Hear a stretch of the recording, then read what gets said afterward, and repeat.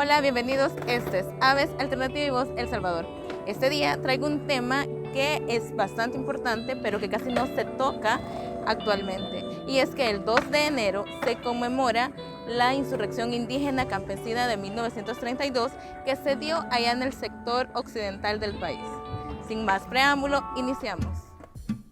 Como punto inicial, debemos mencionar que los gobiernos salvadoreños de la segunda mitad del siglo XIX propiciaron la creación de un sistema económico desigual que hizo posible el surgimiento de una oligarquía vinculada a la producción y exportación del café y de una especie de proletariado rural de indígenas y campesinos que perdieron sus parcelas para ser apropiados por los grandes terratenientes cafetaleros.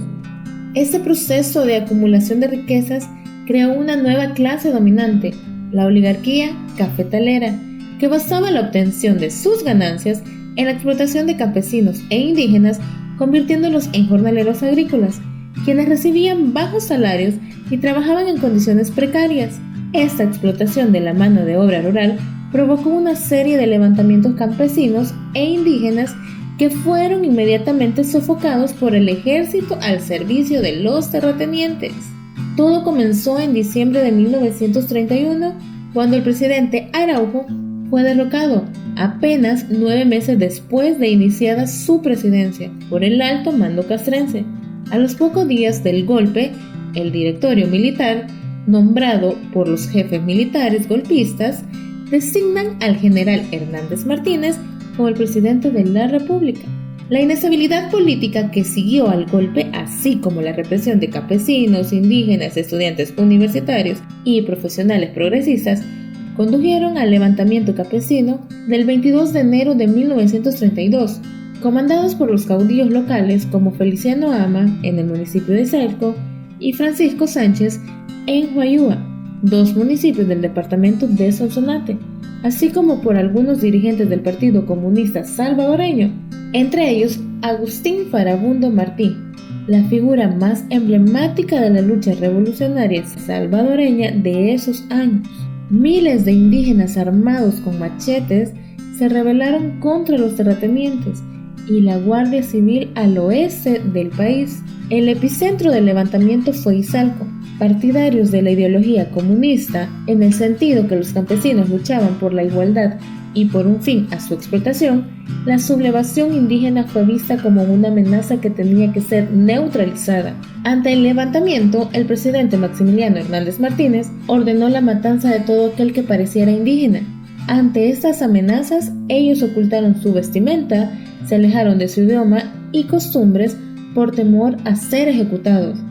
Más de 3.000 personas descendientes de nuestros antepasados fueron fusilados y en algunos casos hasta pueblos enteros desaparecieron. El grupo indígena más afectada fue la población pipil, que por cierto es el grupo más grande del país.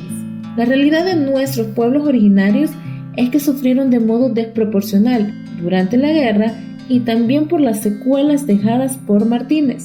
Y es que hoy en día muy poca gente de esas comunidades hablan la lengua materna o visten sus trajes característicos.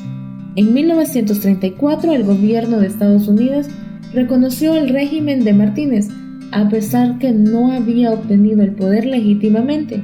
Bajo Martínez, el poder del ejército aumentó y como consecuencia, al perder las elecciones de 1944, el ejército tomó el poder del país hasta 1979. Ellos protegían los intereses de la oligarquía y a cambio los terratenientes ayudaban al ejército a mantener el control del país.